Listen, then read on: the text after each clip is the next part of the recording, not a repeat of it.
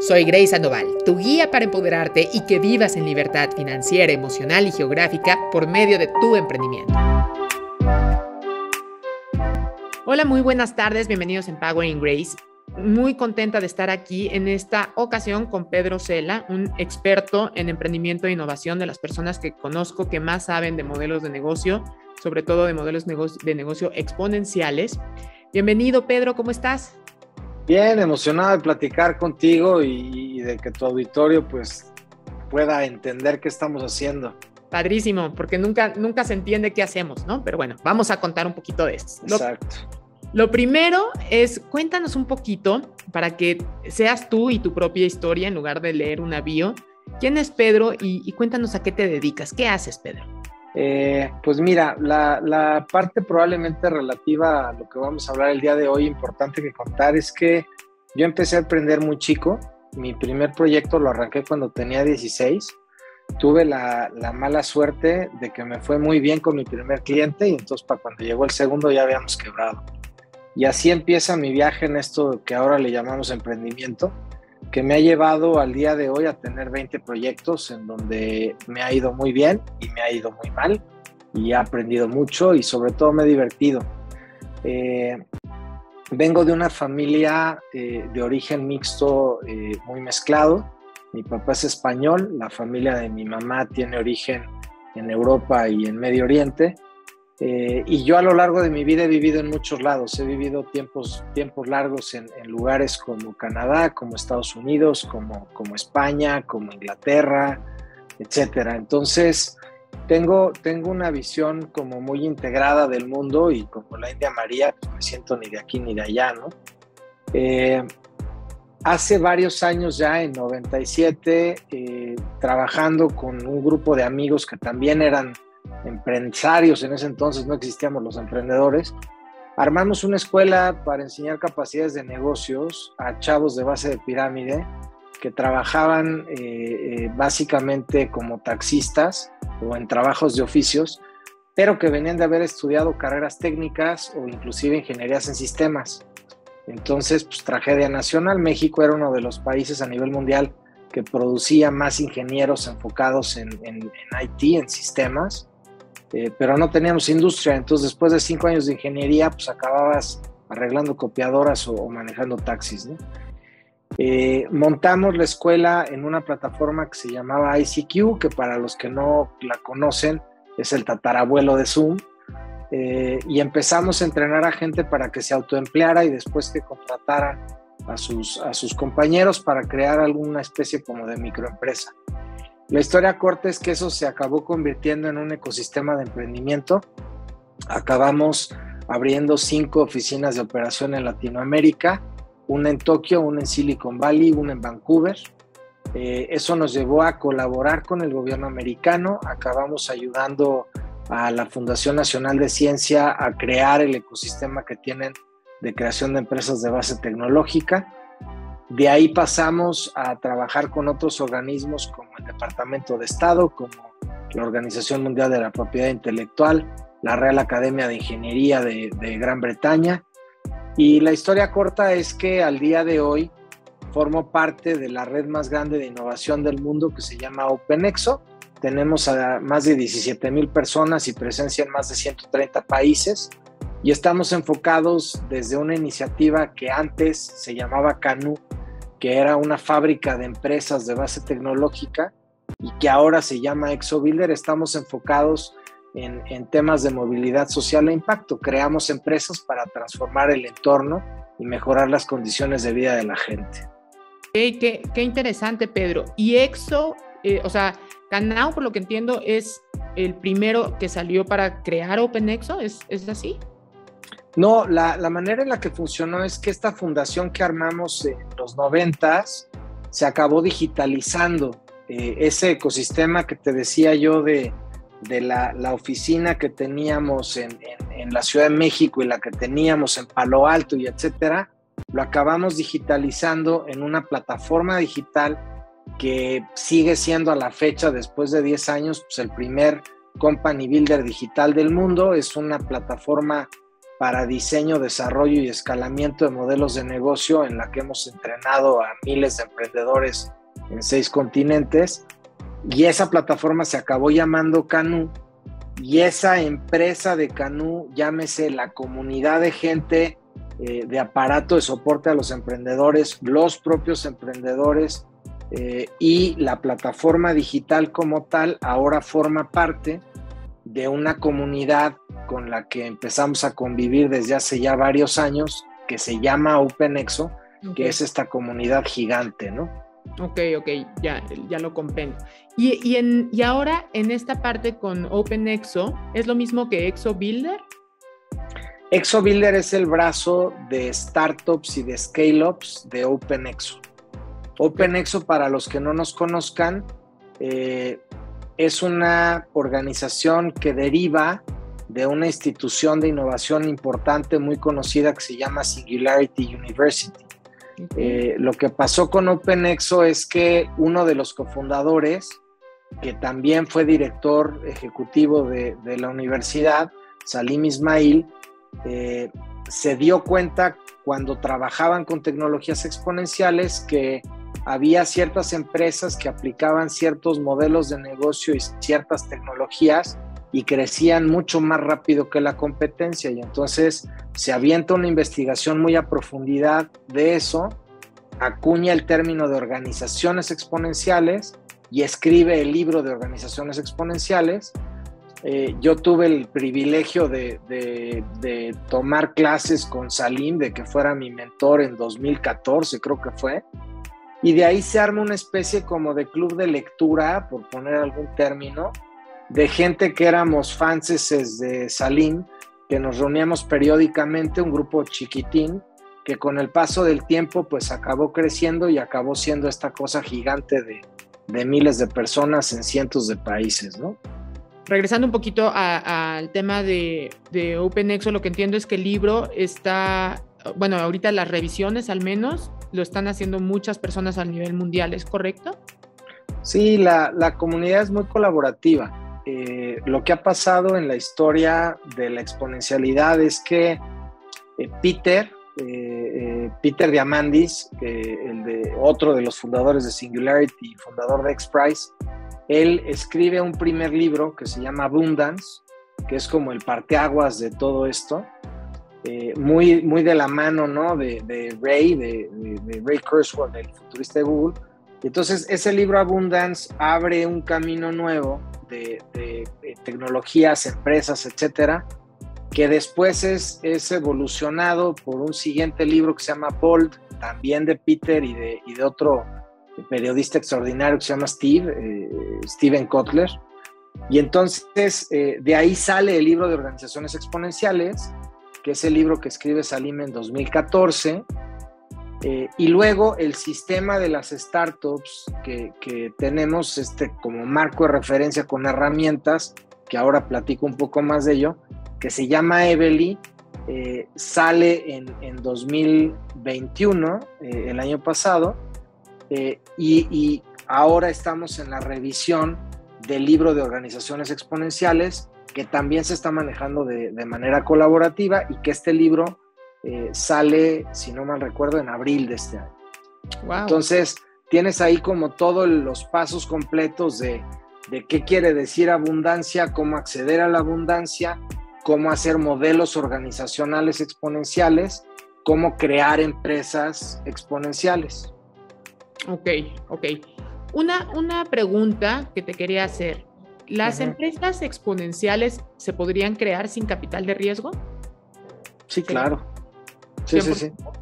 El dato importante con la organización exponencial es que es una organización que entiende muy bien el entorno, que tiene gente con mentalidad de abundancia, y ahora entramos en ese tema, y que sabe administrar muy bien sus recursos. El capital de riesgo es uno de los muchos recursos que te sirven para echar a andar un negocio.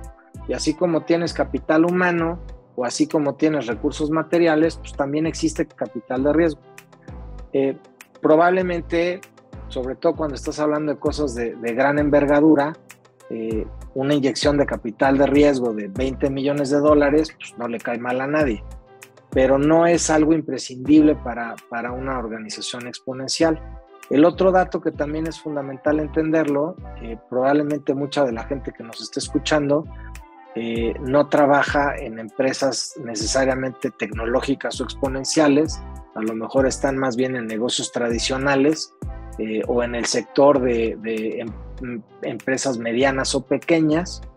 Y el dato importante es que cuando tú aplicas estos marcos de referencia a este tipo de empresas, también las puedes potenciar.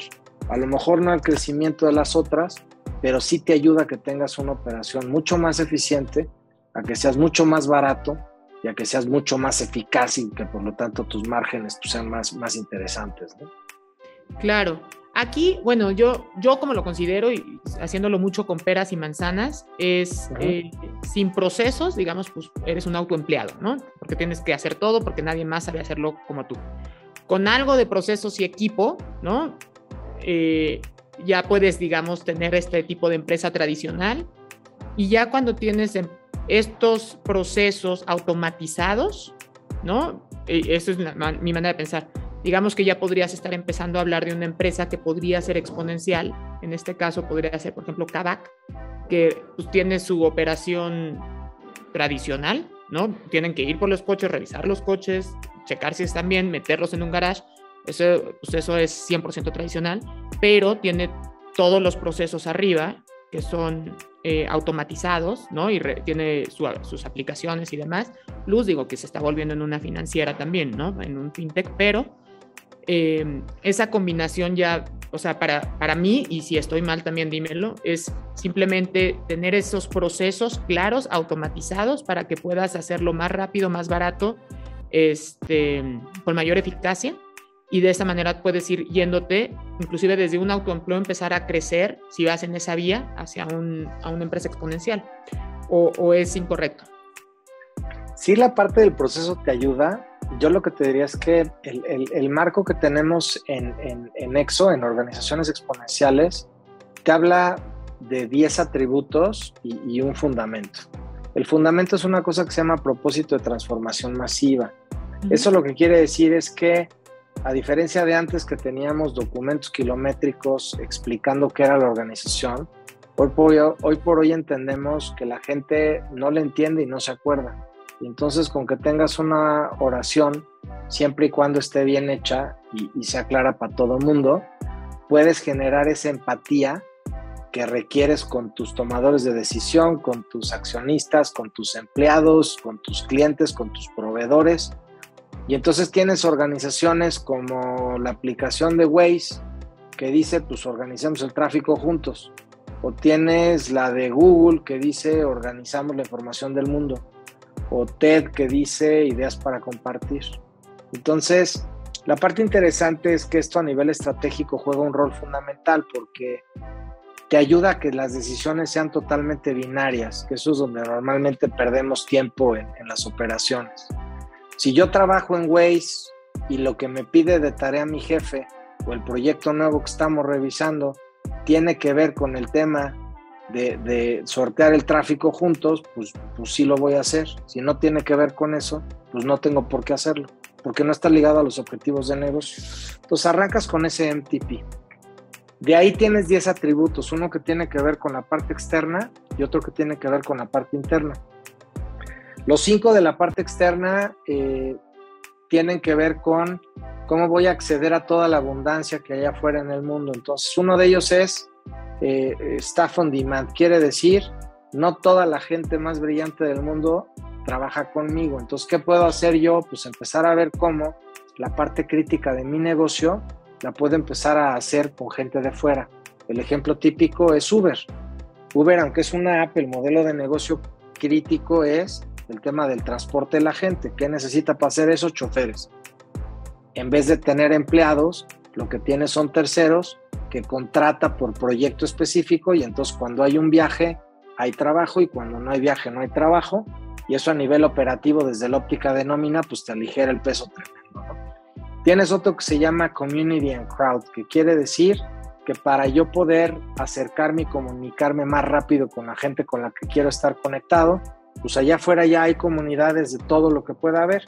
Me enseñaban hace como 2 semanas una comunidad en Estados Unidos que se reúnen periódicamente a ponchar globos. Entonces ya con un ejemplo de esos, pues tú dime de qué no va a haber comunidades, ¿no? Entonces eso, por ejemplo, desde una óptica de mercadotecnia, comunicación, relaciones públicas, etcétera, pues te abarata el costo operativo tremendo, porque literalmente vas a donde tus clientes están, en vez de estar aventando tiros de escopeta. Tienes otro, por ejemplo, que se llama Leverage Assets. Leverage Assets quiere decir, en vez de que yo esté pagando, por ejemplo, pandemia, metros cuadrados vacíos porque tengo a la gente en la casa, pues mejor rento un coworking y pago lo que realmente ocupo. Y así sucesivamente tienes otros atributos, 10 en total.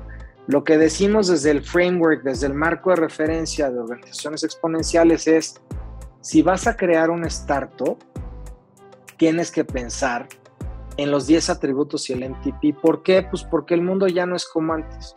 Y porque si tú armas un negocio con una mentalidad de siglo XX o con una mentalidad pre-COVID, es probablemente alto el riesgo del fracaso, ¿no?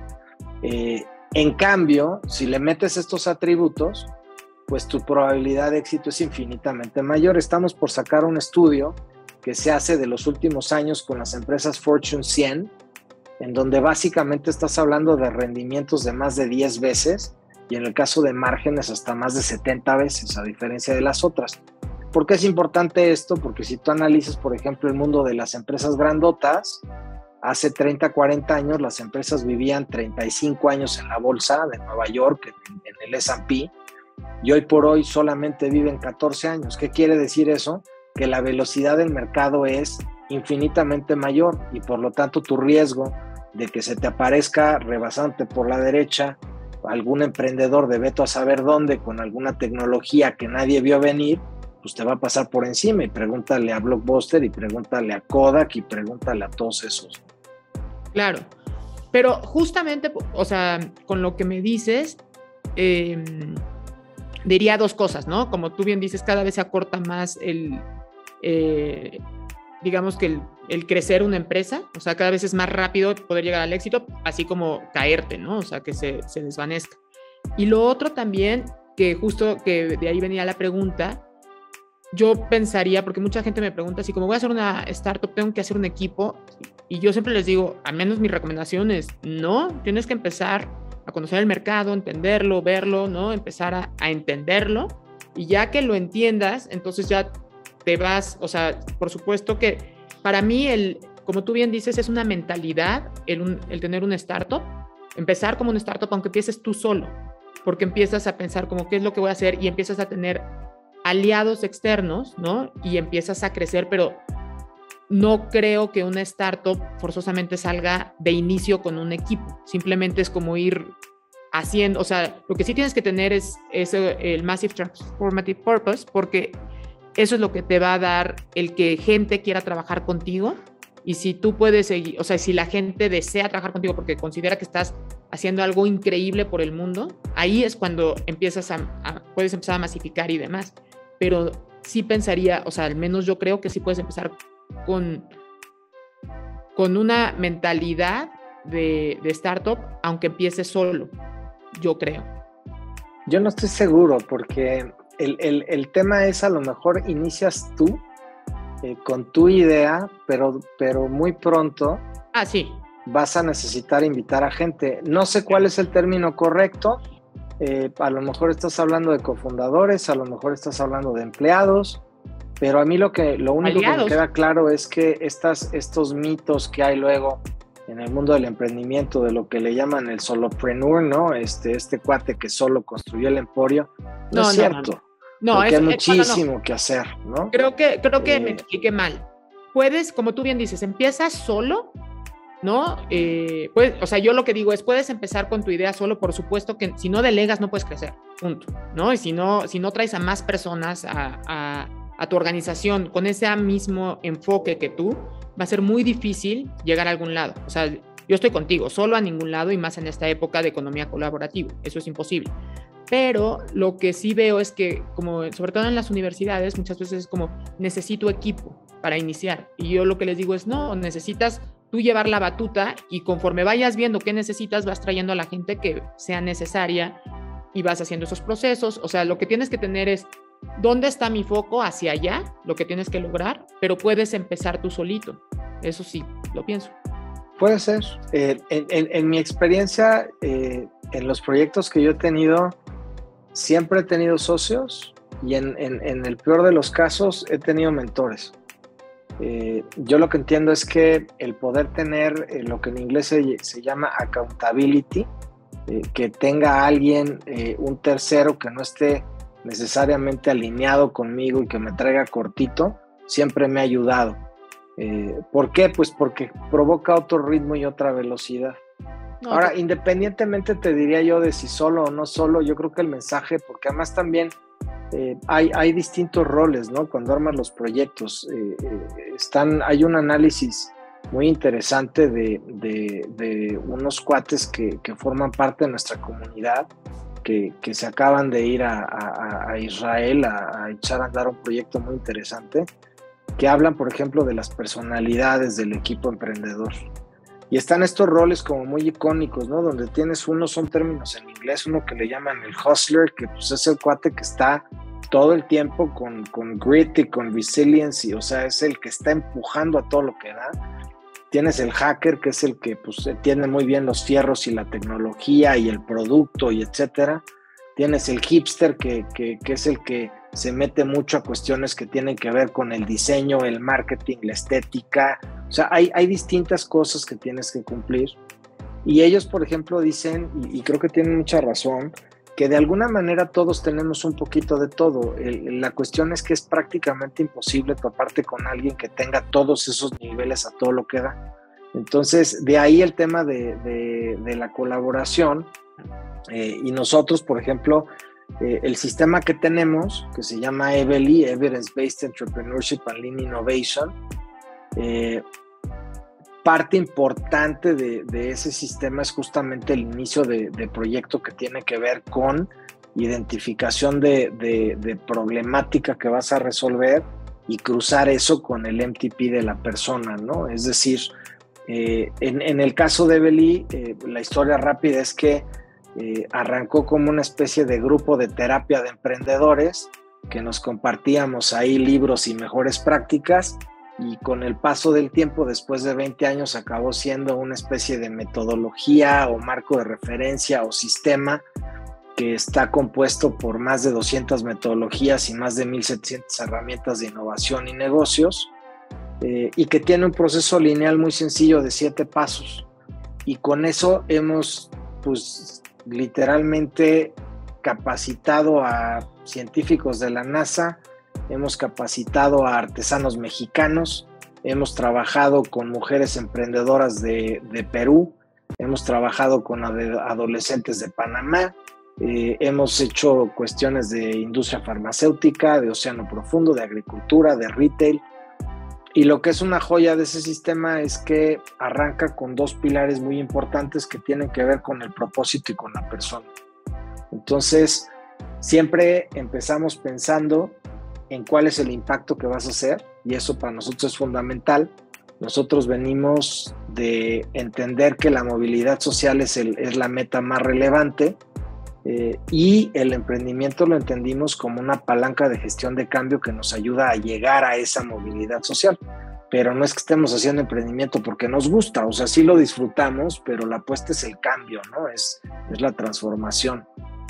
Y una vez que logras entender el espacio, una vez que yo ya entendí que uno de los temas críticos en los que yo quiero trabajar es el tema del agua, o el tema de la educación, o el tema de la energía, o el tema de manejo responsable de recursos, o lo que sea, lo único que tengo que hacer es dar el siguiente paso y ver si yo o la gente con la que estoy colaborando tenemos o no capacidades suficientes para trabajar en ese tema o no.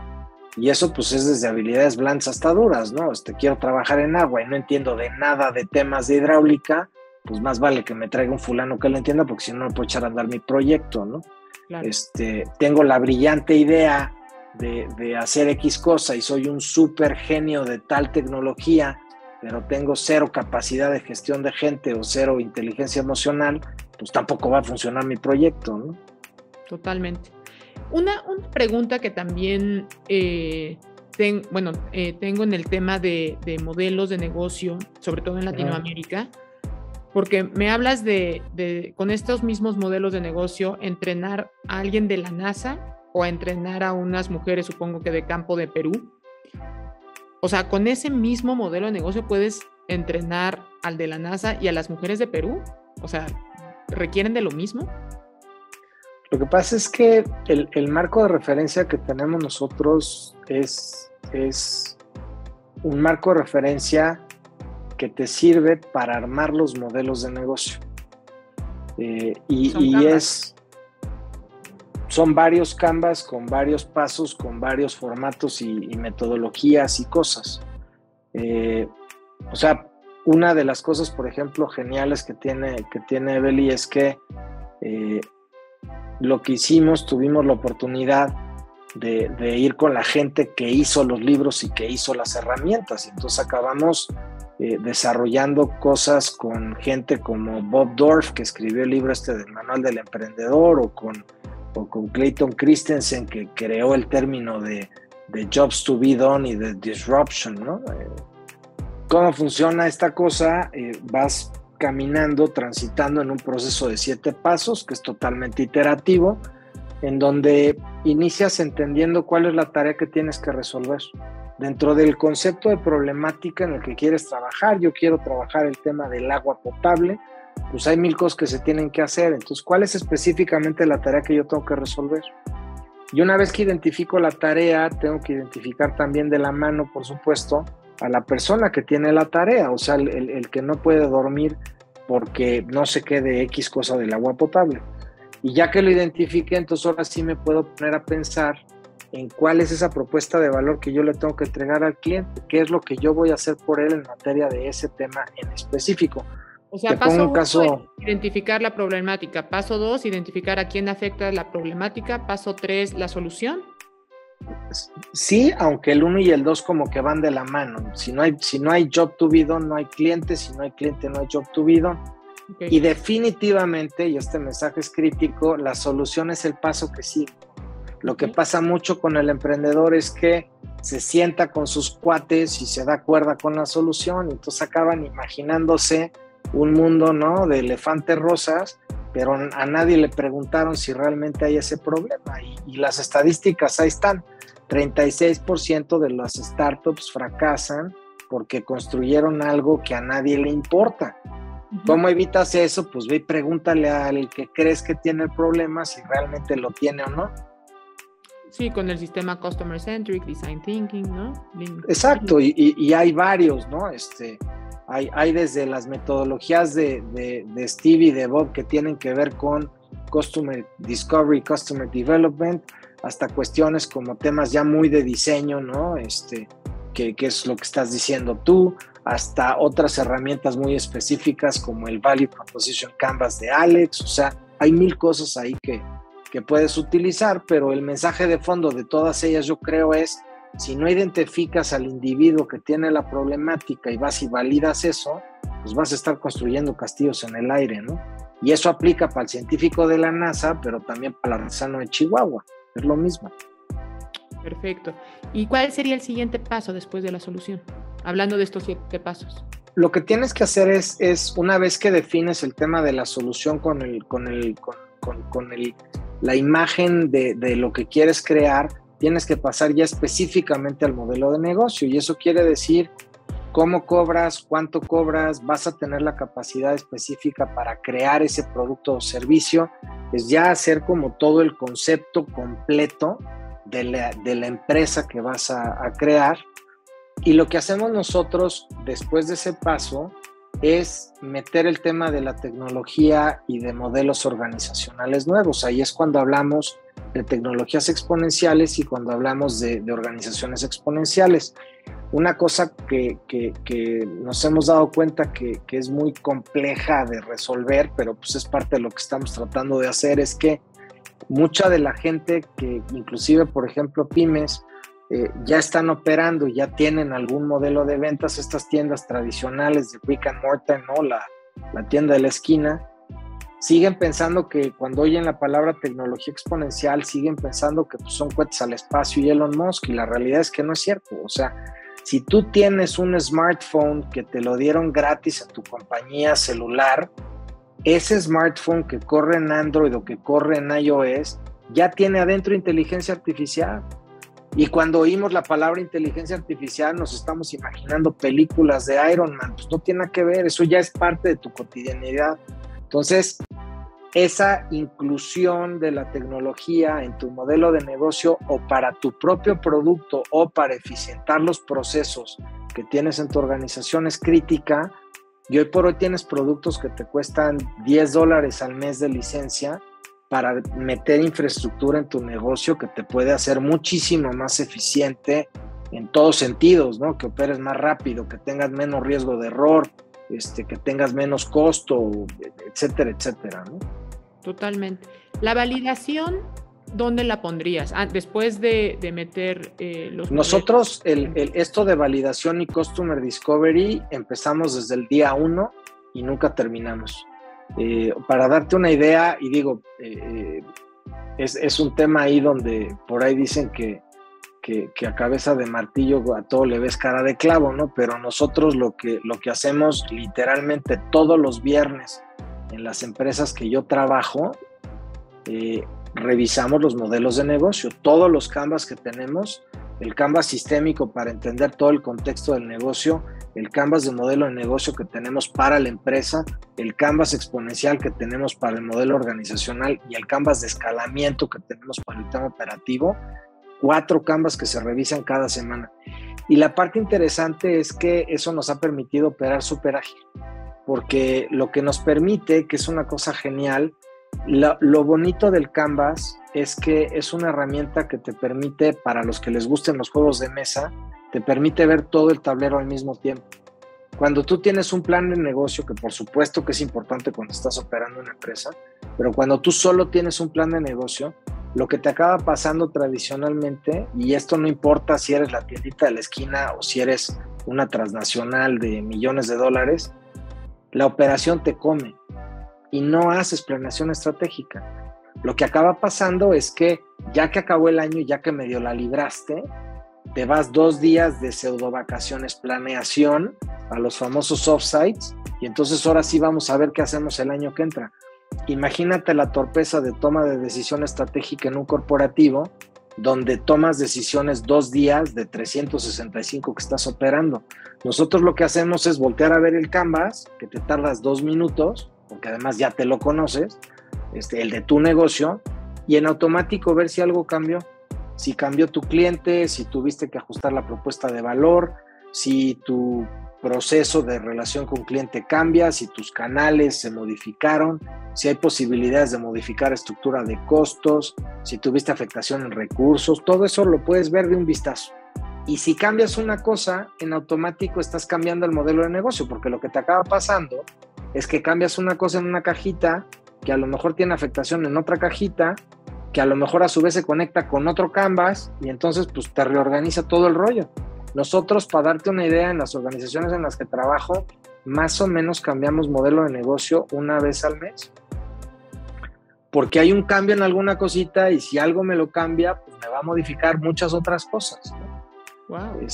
Y eso lo que nos ha permitido, por ejemplo, ahora que decir lo de la plataforma de Canoo. Canoo, para que me lo entiendan más claro lo que nos están viendo, es una especie de incubadora virtual. Nosotros nos dimos cuenta hace 10 años que el costo operativo que teníamos de 5 oficinas en Latinoamérica, una en Tokio, una en Palo Alto y otra en Vancouver, era brutal. Y la pregunta fue, ¿cómo le hacemos para que toda la información y toda la experiencia de la creación de las empresas no nos cueste metros cuadrados? Y armamos una plataforma digital que con el paso de los años, pues vamos en la versión 5 y hemos entrenado a quién sabe cuántos miles de emprendedores. Si yo no hubiera tenido la oportunidad de tener esa plataforma en 2020, hubiéramos tronado como ejote, porque pues imagínate, como le pasó a mucha gente, tener ahí 200, 300, 500 metros cuadrados parados y tú trabajando en tu casa y pagando renta, ¿no? Claro. Entonces, esa es la agilidad que te permiten los Canvas. Ok, no, pues súper interesante. Y bueno, ya, ahora sí, ya para cerrar, muy, muy interesante todo lo que nos dices, muchísimas gracias.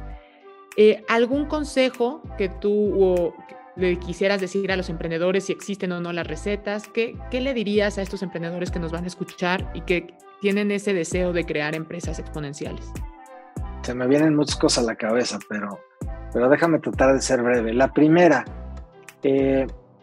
hay un libro increíble que se llama El arte de lo imposible, de un cuate que se llama Steve Kotler.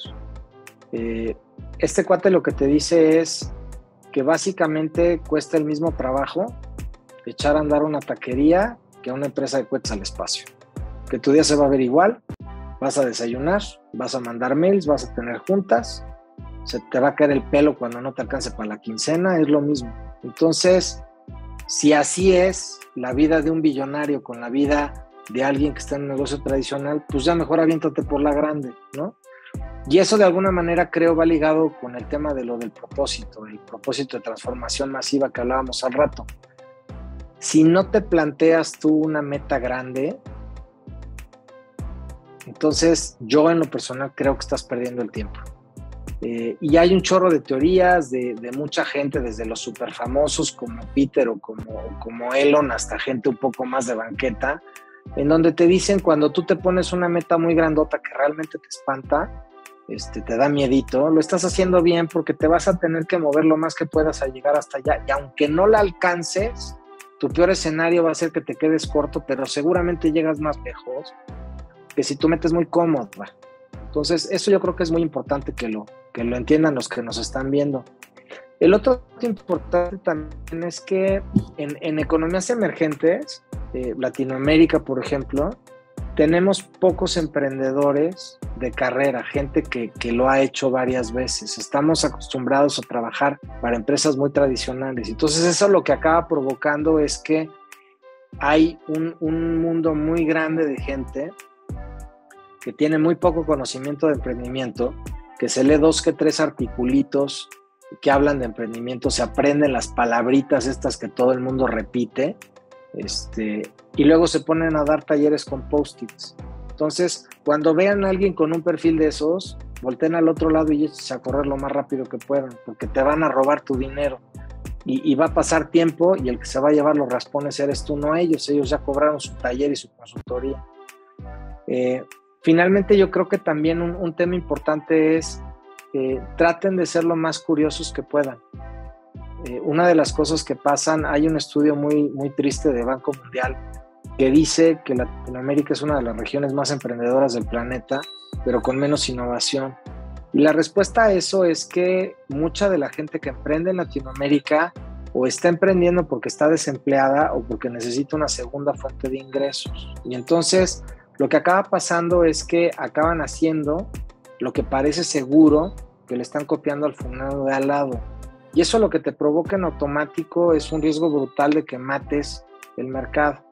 Si tú eres curioso, hay un cuate increíble que se llama Jeff Hoffman, actualmente es el chairman of the board de la Global Entrepreneurship Network, y Jeff tiene una historia increíble. Él es un cuate que muy disciplinado, cada día le dedica entre 10 y 15 minutos a leer algo de un tema que no tiene nada que ver con lo que hace y que normalmente es un tema al que no le entiende absolutamente nada, con el objetivo de que pues, se le quede ahí medio en el subconsciente a ver qué día medio le puede servir la información. Resulta ser que este cuate lee un artículo del precio del tomate en el mercado que básicamente decía que cuando los tomates se podrían, en ese momento el precio bajaba a 0 porque ya no sirve el producto, y se sube a un avión y le cae el 20 que con los asientos de avión pasa exactamente lo mismo. Tu asiento de avión, dependiendo del lugar donde te sientes, pues puede valer de 100 a, no sé, $5,000, pero en el momento en el que se cierra la puerta del avión, el asiento que se quedó vacío es como un tomate echado a perder. Y se le ocurre inventar una plataforma que se llama Priceline, justamente para evitar que esos tomates se echen a perder antes de tiempo. Y entonces saca esta plataforma que crea la categoría de venta de boletos de avión en línea, y para hacerles la historia corta, años después la acaba vendiendo en $600 millones, ¿no? ¿Cuándo se iba a imaginar este cuate que leyendo historias de jitomates iba a volverse millonario, ¿no? Esa curiosidad es la que te va a llevar al siguiente nivel. Entonces, no desestimen el estar aprendiendo cosas nuevas todo el tiempo. Pedro, pues padrísimo todo lo que nos cuentas. La verdad, súper interesante tu historia, lo que sabes de conocimientos. Repito, eres de las personas que más sabe de estos temas exponenciales. Y todos los consejos que le das a los emprendedores, no puedo coincidir más contigo, porque realmente es lo que necesitamos. Necesitamos esta creatividad, esta curiosidad, a ver qué, y entiendo también la situación de los países en vías de desarrollo, que lo que necesitan es venta inmediata para poder subsistir, pero habrá que ver cómo se pueden juntar ambas cosas para que podamos seguir avanzando y no quedarnos atrás con el resto de las personas que están avanzando rápidamente, como lo es Asia, como lo es Estados Unidos, ¿no? Arabia, todos estos países que Latinoamérica nos estamos quedando un poco atrás en todo este tema de innovación. Yo cerraría diciendo que hay un tema que para mí es muy importante, y es que los latinoamericanos llegamos muy tarde al tema del emprendimiento, y entonces entendemos emprendimiento como una etapa de desarrollo de empresa y la innovación como un área de investigación de un corporativo. Y la realidad es que los dos son mentalidades. Y si tú te das la oportunidad de pensar como emprendedor, de ser resiliente, de ser incansable, de estar tratando de generar recursos donde no hay nada, si tratas de pensar de una forma innovadora, de estar identificando dónde están las áreas de oportunidad, dónde puedes mejorar la situación, en automático tu entorno cambia, y no hace falta que le apuestes a poner un negocio nuevo desde tu corporativo donde trabajas, desde tu asiento como funcionario público. Si aplicas mentalidad de emprendedor y de innovador, vas a transformar tu entorno, y yo creo que de eso se trata. Totalmente. Vuelvo a coincidir, es un tema de mentalidad y de responsabilidad en qué apoyo yo, ¿no?, a los demás, y cómo desde lo que tengo ahorita puedo hacer algo más de valor para alguien más, ¿no? Y como no tienes que ser no tienes que ser directamente ni emprendedor. Puedes ser perfectamente una persona que barre la calle y puedes convertirte en una persona muy importante para la comunidad, que finalmente eso es agregar valor, ¿no? Entonces, exacto. Bueno, Pedro, pues muchísimas gracias por tu tiempo. Gracias por compartirnos toda esta información. ¿Tienes algunas redes sociales en las que te podamos seguir? Sí, te comparto información. Búsquenme, contáctenme, síganme a mí en lo personal, pero también les compartimos información del ecosistema de ExoBuilder, del libro del sistema de Evely, de la plataforma de Canoo. Úsenlo, son herramientas muy valiosas que se han utilizado por muchos años, que están en español, en inglés también, pero en español, es de las pocas que hay en español, que son herramientas muy útiles, les van a cortar el proceso y la curva de aprendizaje. Totalmente de acuerdo. Dejamos todos los links en los comentarios para que los puedan ir a visitar, y lo mismo, Pedro, con toda tu información para que puedan irte a seguir, porque vale buenísimo. la pena. Muchas gracias por tu tiempo otra vez, y Dios los bendiga a todos. Que estén muy bien. Gracias. Hasta luego. Bye.